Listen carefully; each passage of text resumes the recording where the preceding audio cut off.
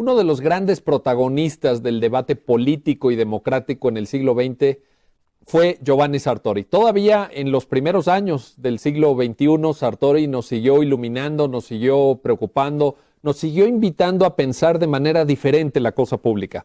Giovanni Sartori tiene y ha tenido muchísimos discípulos alrededor del mundo, gracias al magisterio ejercido primero en su natal Italia y luego en la Universidad de Columbia en Estados Unidos. Uno de sus discípulos más reconocidos y más cercanos al maestro en México es el doctor Jorge Islas, quien hoy nos va a permitir platicar con él sobre esta gran figura, esta verdaderamente gigante del pensamiento político y democrático a nivel mundial, que es Giovanni Sartori. Doctor Islas, pues muchísimas gracias por estar aquí. Bienvenido a su Instituto de Investigaciones Jurídicas de la UNAM. ¿Cómo conoció usted a Giovanni Sartori? Lo conocí primero como una referencia de estudiante en la licenciatura. Cuando empecé a hacer mi tesis de licenciatura, lo primero que hice fue ir a comprar nueva literatura y fui al sótano de Avenida Universidad y le pregunté a la persona que atendía la parte de los libros si tenía nueva literatura de temas democráticos. Y me dijo, acaba de llegar el último libro de Giovanni Sartori. Le digo, ¿Giovanni qué? Giovanni Sartori. Le digo, ¿qué tal? Y se vende bien. Yo no lo conocía realmente, no lo estudié en la carrera. Yo me quedé en Bourdieu, que era de los 50, y lo empecé a leer y me quedé impresionado por su capacidad analítica, su capacidad lógica para expresar conceptos muy abstractos en algo de manera mucho más sutil, mucho más pedagógico. Así conocí a Sartori y me hice la firme idea de que lo tenía que conocer en persona, se volvió una obsesión y empecé a averiguar si vivía, y ya que me dijeron sí vive y da clases, digo, ¿en dónde da clases? En Columbia. Entonces yo dije, mis baterías tienen que ir enfocadas a Columbia y conocerlo y eventualmente ser alumno de él. ¿Y entonces en el posgrado? Complicado porque yo entré originalmente a la maestría y él daba clases a nivel doctoral, pero en Estados Unidos, como son muy flexibles los programas, te tienes que entrevistar con los profesores para que eventualmente te den permiso, cosa que yo hice y fui a buscar a Sartori. Cuando yo llegué estaba en el verano y él todavía vacacionaba y conseguí su teléfono, le hablé, le expliqué mi situación. ¿Así le habló directamente? Directamente, sin conocerlo. Wow. Entonces conseguí el teléfono en su oficina, me lo dieron, él estaba todavía de verano. Y me dijo, cuando regrese de vacaciones platicamos, pero se quedó con la idea. Hablé con mi tutor en la maestría en Derecho y le expliqué, oiga, quiero tomar clases con Sartori, y me dice, ¿qué no es demasiada carga académica? Entonces decía, si en la UNAM tomaba 4 o 5 materias, si podía, pues ¿por qué no voy a poder aquí tomar 4 o 5 materias? Pero me di cuenta que el sistema era diferente y el reto de la lengua era diferente, lo cual fue una carga de trabajo muy fuerte, pero muy satisfactoria. Y ahí es donde inició una relación originalmente de alumno-profesor, y posteriormente creo que una relación pues mucho más intensa, mucho más cercana. En la Universidad de Columbia. En Columbia.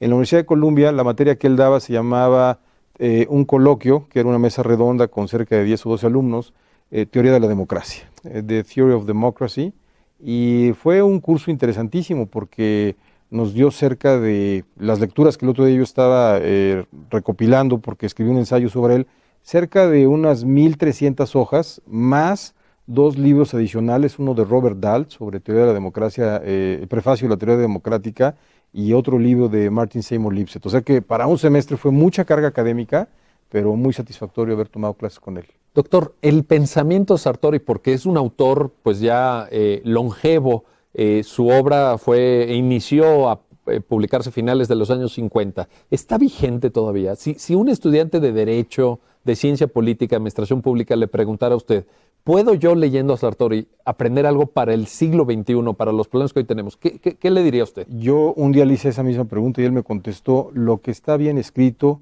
con lógica bien pensada, debe durar cuando menos 2000 años.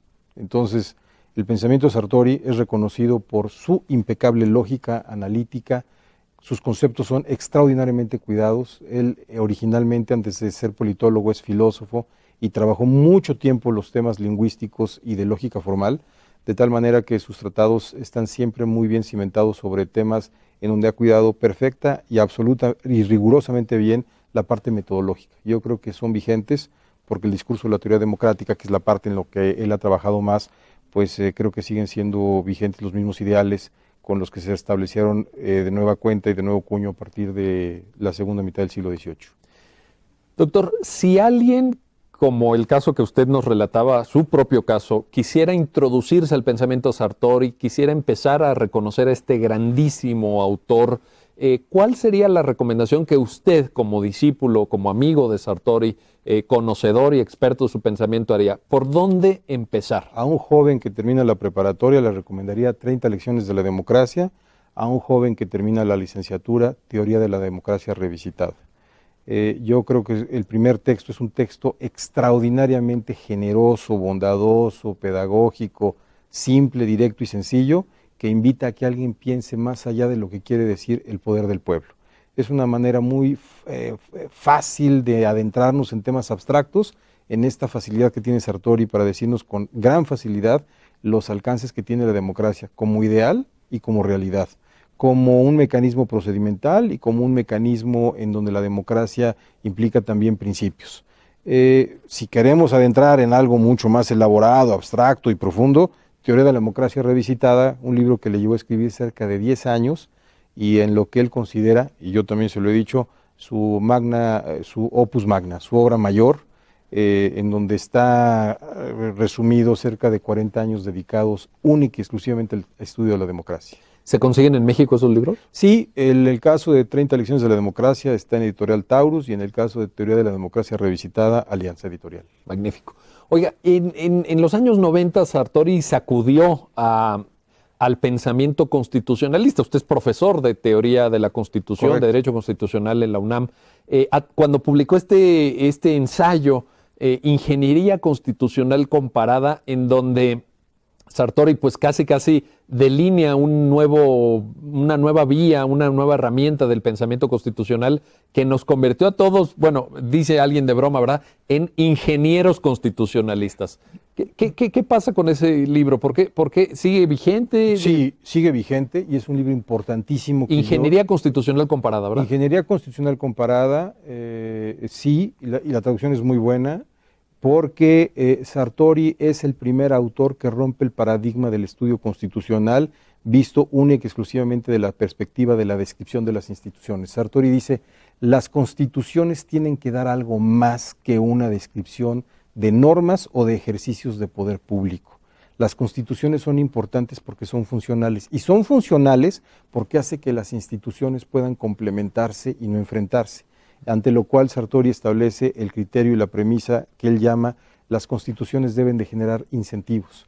Cuando una constitución está bien ensamblada, la división de poderes no tiene por qué ser un problema de choque entre poderes, sino de complementos. Si a eso le agregamos que hay una buena cultura política, que hay compromiso de los políticos por hacer políticas de Estado y no por coyunturas de elecciones, estás hablando de que podrás tener eventualmente un camino hacia lo que hoy se llama el camino hacia Finlandia o el camino hacia Irlanda, que son países desarrollados en buena medida porque tienen estados constitucionales sólidos, funcionales, responsables, transparentes y eventualmente también pues dan un resultado porque hay gente que está a la altura de la Constitución. Y en Ingeniería Constitucional Comparada, Sartori añade alguna reflexión sobre México. ¿Es esto? La primera vez que lo hace muy marginal porque dice, no quiero hablar mucho del caso mexicano porque están en un proceso de transición.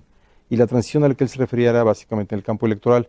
Cuando la transición se da y que viene a México, y que por cierto se entrevista con el entonces presidente Vicente Fox y con toda una serie de actores políticos relevantes, se decide escribir un posfacio, única y exclusivamente sobre el caso mexicano, y dice, México está preparado para consolidar su tránsito a la democracia, no nada más en el plano electoral o en el plano horizontal, sino en el plano vertical. Hay que entrar al edificio constitucional y hacer arreglos a fin de que tengan gobiernos que sean funcionales.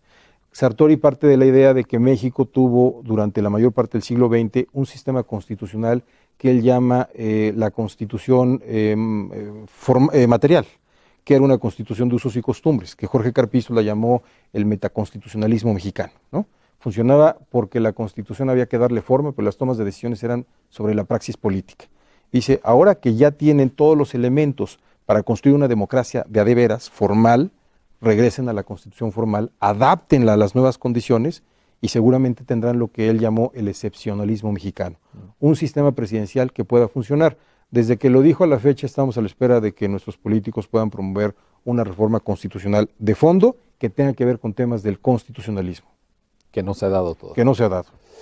Doctor Jorge Islas, muchísimas gracias por esta reflexión, por esta aproximación a la persona y a la obra de ese gigante del pensamiento político y democrático que es Giovanni Sartori. Al contrario, muchas gracias, doctor.